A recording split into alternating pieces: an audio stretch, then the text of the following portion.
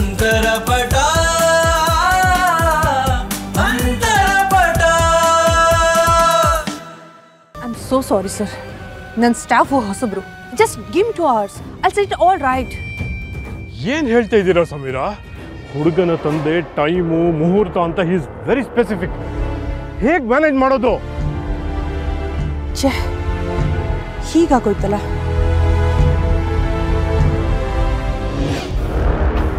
Sir, ಈ design ಚೆನ್ನಾಗಿದೆ sir.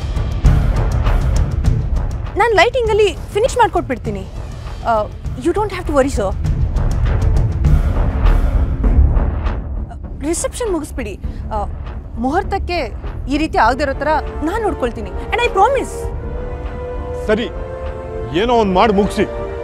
ಇಂಥವನ್ನೆಲ್ಲ ಯಾಕೆ ಕೆಲಸಕ್ಕೆ ಇಟ್ಕೋತೀರಾ ನೀವು? See, how humiliating. ನಿನಗೆ ಮಾನ ಮರ್ಯಾದೆ ಏನೂ ಇಲ್ಲ ಅಲ್ವಾ? Bloody middle class mentality.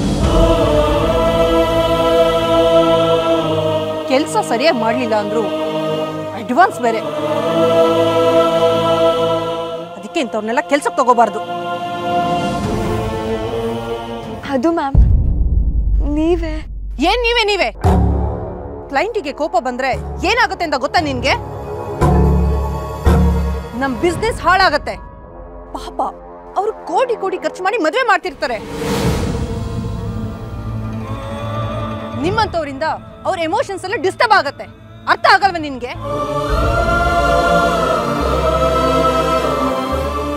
ನನ್ನ ಕಣ್ಣು ಮುಂದೆ ಒಂದು ಕ್ಷಣನೂ ನಿಂತ್ಕೊಬೇಡ. Get lost.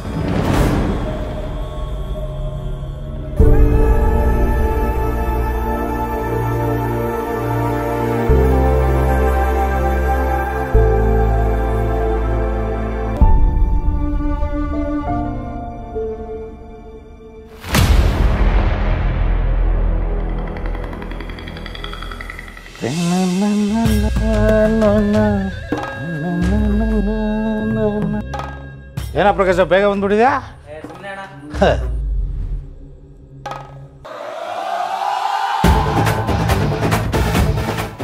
ಚಪ್ಪಲಿನ ಮನೆ ಒಳಗಡೆ ಎತ್ಕೊಂಡ್ ಬರ್ತಿದ್ದೀರಾ? ಓನರ್ ಬರ್ತಾ ಇದಾರೆ, ನಾನು ಇಲ್ಲ ಅಂತ ಹೇಳು.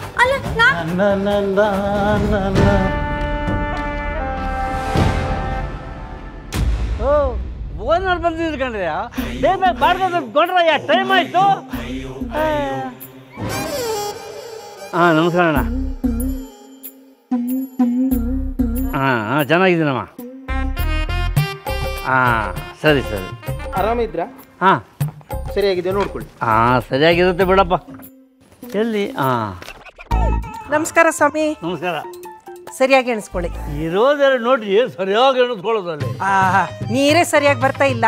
ಬಾಡಿಗೆ ಮಾತ್ರ ತಿಂಗಳ ಬಂದು ಸರಿಯಾಗಿ ಇಸ್ಕೊಂಡು ಹೋಗ್ತೀರಾ. ಬಾಡಿಗೆ ಕರೆಕ್ಟ್ ಟೈಮ್ ಬಂದ್ಬಿಟ್ರೆ ನಿಮ್ಗೆ ನೀರು ಬರ್ಬೇಕಾದ್ರೆ ಕರೆಕ್ಟ್ ಟೈಮ್ ಬಂದೇ ಬರುತ್ತೆ. ನೋಡ್ರಮ್ಮ, ಅದ್ ಹೆಂಗ್ ಹೇಳ್ತಾ ಇದ್ದಾರೆ ಇವರು. ಹೌದೌದು, ಈ ನೀರು ಕೂಡ ಸರಿಯಾಗಿ ಬರುವುದೇ ಇಲ್ಲ. ಮತ್ತೆ ಅವನು ಕಸದ ಗಾಡಿ ಅವನಿದ್ದಾನಲ್ಲ, ಅವನು ಕೂಡ ಹಾಗೆ ಸಮಯಕ್ಕೆ ಸರಿಯಾಗಿ ಬರುವುದೇ ಇಲ್ಲ. ಅಲ್ಲ, ನೀವು ಎಂತ ಓನರ್ ಅಲ್ಲ ನೀವು, ನಿಮ್ಗೆ ಹೇಳಲಿಕ್ಕೆ ಆಗುದಿಲ್ವಾ? ಆಯ್ತಾಯ್ತು, ಹೇಳ್ತೀನಮ್ಮ. ಎಂತ ಆಯ್ತು? ಬಾಬಾ.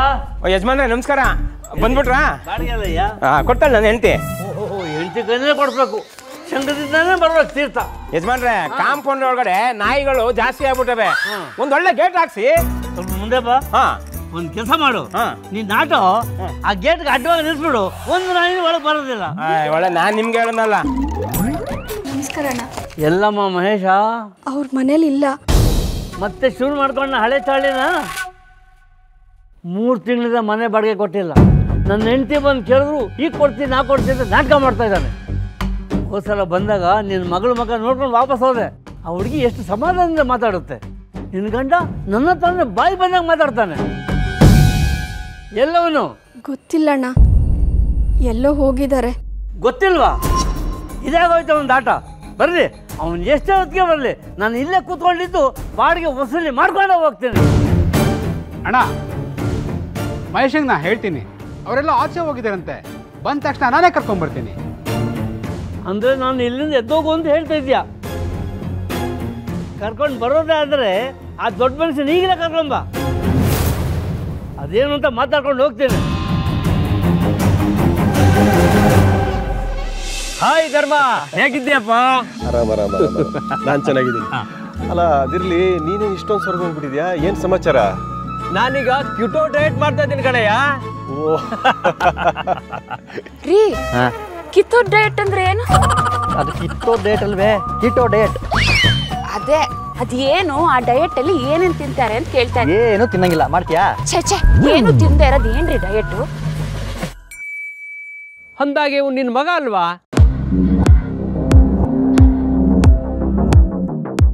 ನೀ ನೋಡಿದ್ರೆ ಟ್ರೆಡಿಷನಲ್, ಅವ್ ನೋಡಿದ್ರೆ ಫುಲ್ ಮಾಡರ್ನ್. ಚೆನ್ನಾಗಿದೆಯಾ ಕಾಂಬಿನೇಷನು?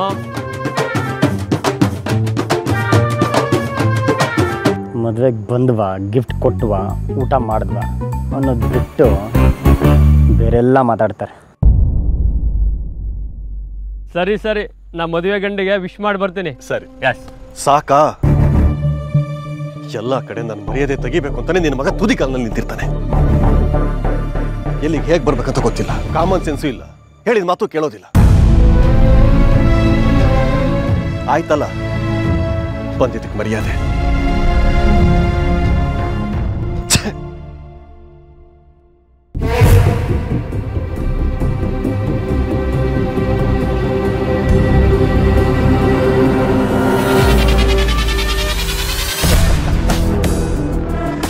ನಿನ್ನ ತಮ್ಮ ತಂದೆಗೆ ತಕ್ಕ ಮಗ ಅಲ್ಲ ಅಂತ ಇಡೀ ಪ್ರಪಂಚಕ್ಕೆ ಗೊತ್ತಾಗೋದು. ನಿಮ್ಮ ಅಪ್ಪಂಗೆ ಗೊತ್ತಾಗ್ಲಿಲ್ವಲ್ಲ ಅಮ್ಮ? ಆಗ್ಬೇಕು ಸ್ಯಾಂಡಿ, ಇದೆಲ್ಲ ಆಗ್ಬೇಕು. ನಮ್ಮ ಕನಸಿನ ಸೌದನ ಕಟ್ಕೊಳ್ಳೋಕ್ಕೆ ಇವೆಲ್ಲ ಇಟ್ಕೆಗಳು ಜೋಡ್ಸೋದಷ್ಟೇ ನಮ್ಮ ಕೆಲಸ. ಸರಿ ನಡಿ.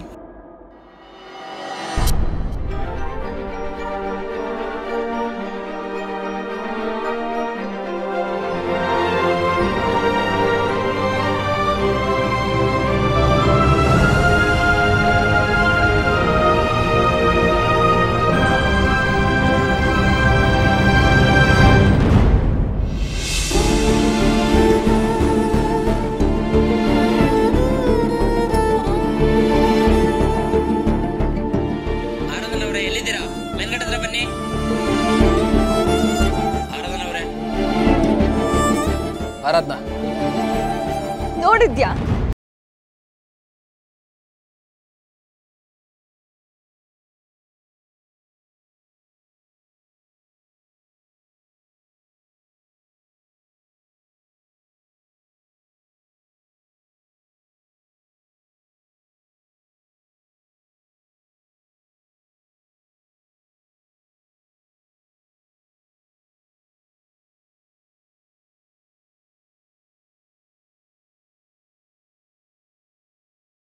ಇವಾಗೆಲ್ಲ ಒಂದೊಂದಾಗಿ ಅರ್ಥ ಆಗ್ತಿದೆ. ಅವ್ರು ನನಗೆ ಈ ಕೆಲಸ ಕೊಟ್ಟಿರೋದೇ ನನ್ನ ಬಲಿ ಪಶು ಮಾಡೋದಕ್ಕೆ. ಗಿಫ್ಟ್ ಡೆಲಿವರಿ ಕೊಟ್ಟಿದ್ದು ಈ ಕೆಲಸ ಮಾಡೋದಕ್ಕೋಸ್ಕರನೇ. ಅವ್ರ ಲಾಭ ಮಾಡ್ಕೊಳ್ಳೋದಕ್ಕೆ ನನ್ನ ಕುತ್ತಿಗೆ ಕುಯ್ತಾ ಇದ್ದಾರೆ.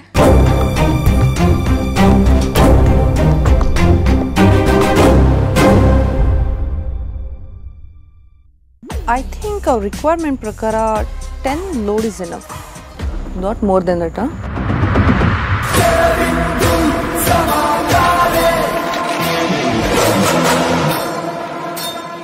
Hey Aradhna, come here baby. Don't be upset. ನಾನಲ್ಲ ಹಾಗಂದೆ ಅಂತ ಬೇಜಾರು ಮಾಡ್ಕೊಂಡ್ಯಾ? ಯುನೋ ಬಿಸ್ನೆಸ್ ಅಲ್ಲಿ ಇದೆಲ್ಲ ಕಾಮನ್ ಆ್ಯಂಡ್ ಅದು ಸುಮ್ಮನೆ ಸಮ್ಟೈಮ್ಸ್ ಹಾಗೆಲ್ಲ ಮಾಡಬೇಕಾಗತ್ತೆ. That's a way of managing YONO. And ನಾಳೆ ಆಫೀಸಿಗೆ ಬಾ, ನಿನಗೆ ಇನ್ನೂ ಒಂದು ದೊಡ್ಡ ಇವೆಂಟ್ ಕೊಡ್ತೀನಿ, ಅದನ್ನು ನೀನೇ ಮಾಡಬೇಕು. Okay? And advance I remember, ಅದನ್ನು ನಾಳೆನೇ ಕೊಡ್ತೀನಿ. ಓಕೆ? ಒಬ್ರು ಕನ್ಸಿಗೆ ಮೋಸ ಮಾಡೋರ್ ಜೊತೆ ನಾನು ಕೆಲಸ ಮಾಡಲ್ಲ.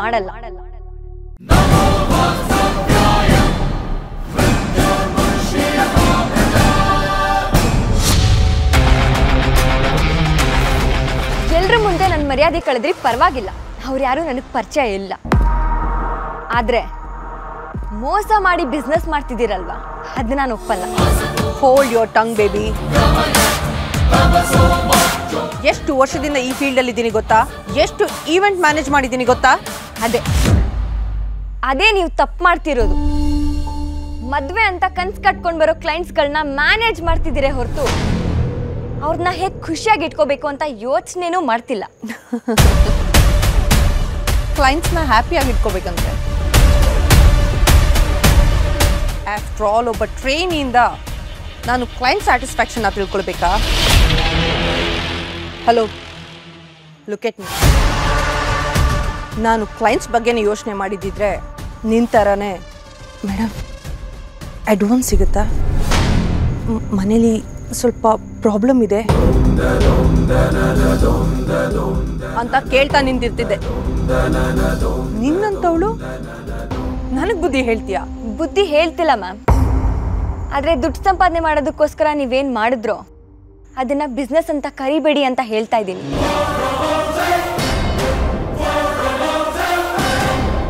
ನಿಜ, ಇವತ್ತಿನ ನನ್ನ ಪರಿಸ್ಥಿತಿ ನಿಮ್ಮ ಹತ್ರ ಅಡ್ವಾನ್ಸ್ ಕೇಳೋ ಥರ ಮಾಡಿದೆ.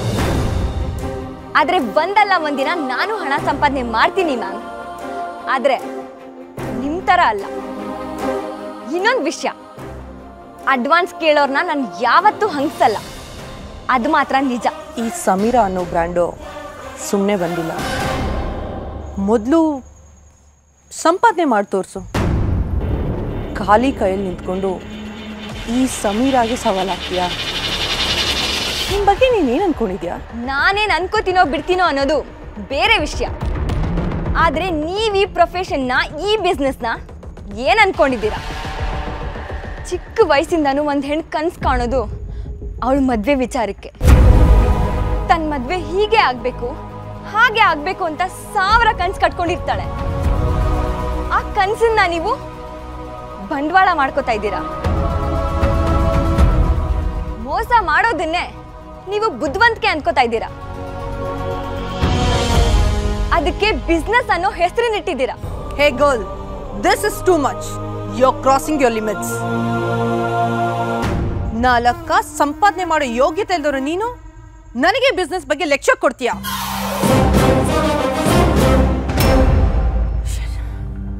ಅಷ್ಟಕ್ಕೂ why am I even listening to you? Get lost. You're fired.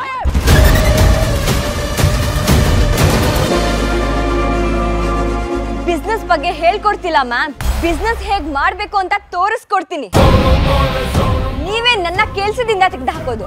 ನಾನೇ ಇದಕ್ಕಿಂತ ದೊಡ್ಡ ಕಂಪನಿ ಶುರು ಮಾಡ್ತೀನಿ. ಮತ್ತೆ ಮೀಟ್ ಮಾಡೋಣ.